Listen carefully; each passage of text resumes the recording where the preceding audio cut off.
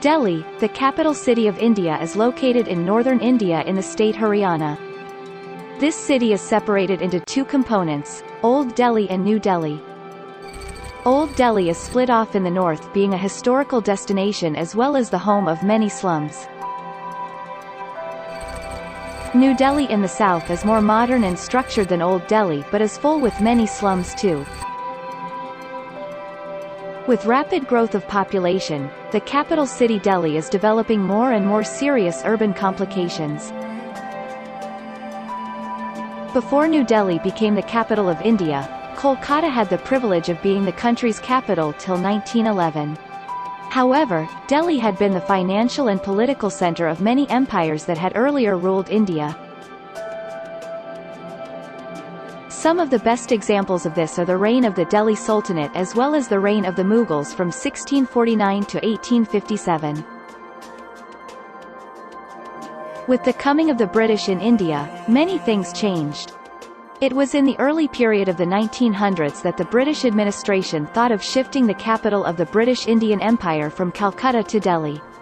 One of the main reasons that were cited for the capital shift was the location of Delhi. Calcutta was situated in the eastern coastal part of the country, while Delhi was located in the northern part.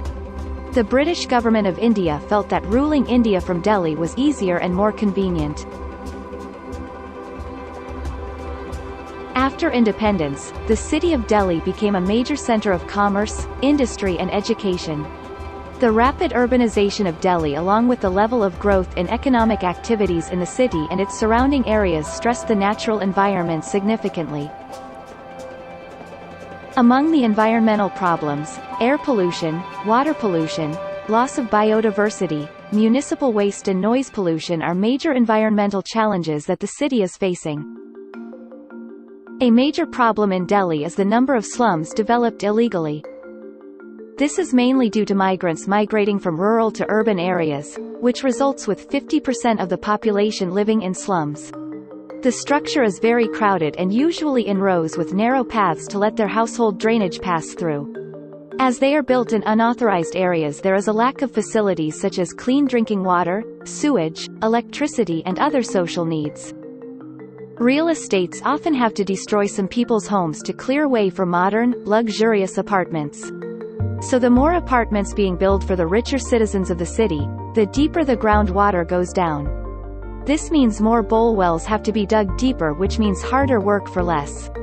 Slums also lack sanitation, which is the cause of many deaths. The life quality for the children is the worst in the world. Over half of Delhi's slum kids do not have access to their own toilets and have to defecate in the open. These children also have to drink contaminated drinking water, which cause waterborne diseases, which lead to many child deaths. The air quality in Delhi, the capital territory of India, according to a WHO survey of 1,650 world cities, is the worst of any major city in the world. It also affects the districts around Delhi. Air pollution in India is estimated to kill about 2 million people every year. It is the fifth largest killer in India. India has the world's highest death rate from chronic respiratory diseases and asthma. In Delhi, poor quality air irreversibly damages the lungs of 2.2 million or 50% of all children. A study made by the Central Pollution Control Board determined that the use of transport contributes to more than 30% of the air quality in Delhi.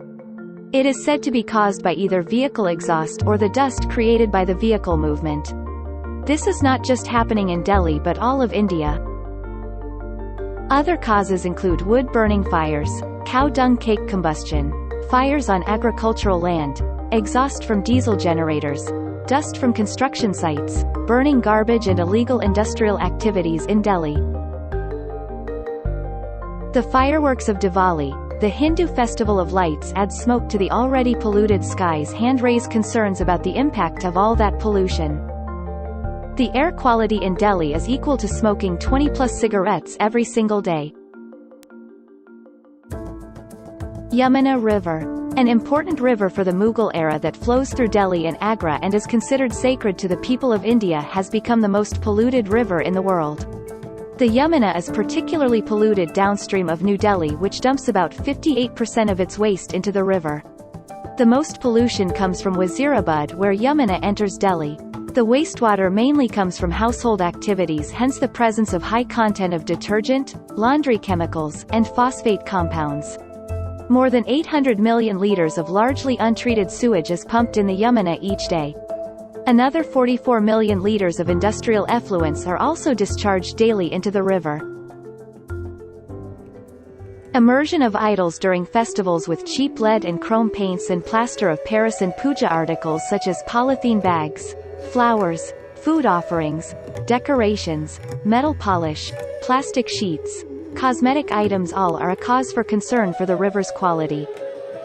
Chauth Puja is an ancient Hindu festival, particularly popular in the Indian capital New Delhi and eastern parts of the country, is held on consecutive days at sunrise and sunset to pray for well-being and prosperity.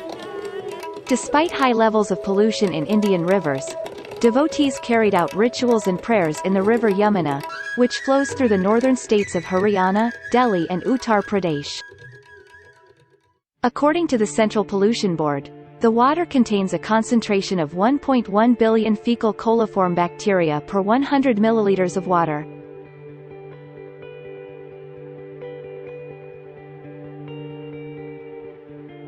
Delhi's problems are not of sudden making. They have risen over the years. These comprise, among other things, air pollution, water quality, waste management, housing shortages, crime, transportation and fire tragedies. Delhi ranks as the most polluted city in the world in terms of its air pollution. Its water was declared by the Bureau of Indian Standards the most contaminated among cities that were surveyed. As stated above, Delhi government itself admitted that almost half the solid waste of the city continues to lie on streets on account of the civic body's inability to dispose it. More and more of its population is living in slums and unauthorized colonies with substandard amenities. Among the major metros, the National Crime Records Bureau reported that Delhi has the highest crime rate in terms of IPC crimes. Despite huge additions in public transport through the metro, private transport vehicles are rising and clogging Delhi's streets.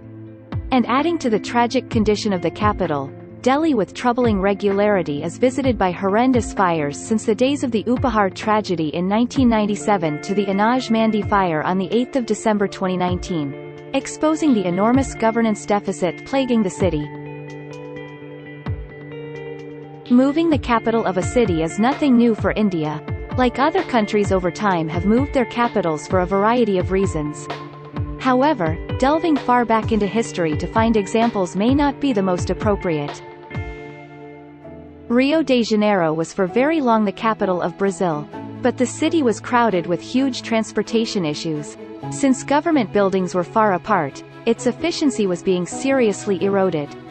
Hence the government decided to create a new city about 1,100 kilometers away in Brasilia. This became the country's capital in 1960.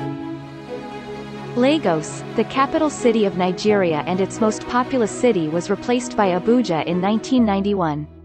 Lagos was found to be muggy, crowded, hot and politically divisive. Abuja, 300 miles northeast of Lagos, was preferred by virtue of its sparse population density, higher elevation, and more central location. Cairo, the capital city of Egypt, was found inconvenient on account of heavy congestion, pollution and overcrowding, and future indications that its population will double in the next few decades.